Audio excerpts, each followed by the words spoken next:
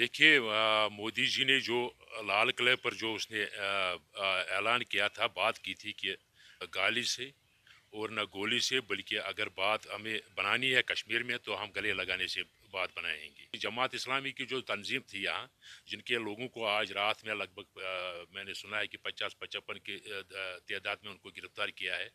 तो जमात इस्लामी तो जो यहाँ इस वक्त जो यहाँ तारीख चल रही थी, तो मुझे नहीं लगता है कि जमात इस्लामी इसमें इतनी सरगर्म थी कि उनको पकड़ना चाहिए था, घरों से घसीट कर उनको ले जाना चाहिए था, पुलिस स्टेशनों पर उनको गिरफ्तार करना चाहिए था। इससे बात नहीं बढ़ेगी बनेगी। यहाँ जितना भी जुल्म होगा, इससे एलिनेशन और बढ़ जाएगी, उससे दूरियां और बढ़ जाएंगी। और मौजूदा जो डिस्पेंसेशन है दिल्ली में, उन्होंने दूरियां इतनी बढ़ाई है कश्मीरी और दिल्ली के दरमियान कि अब इस एलिनेशन को, इन दूरियों को दूर करना मुझे लगता है कि नामुमकिन बात है।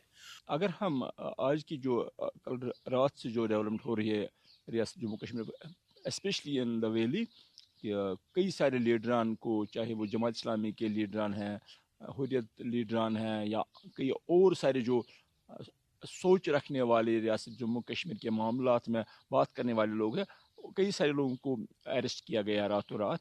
और इसमें आज तमाम जो लोग हैं, रियासत जम्मू कश्मीर के लोग हैं, whether belong to any community, any category, any religion, तो they will definitely condemn it. और अब देखेंगे कि इसमें क्या मामलात हैं।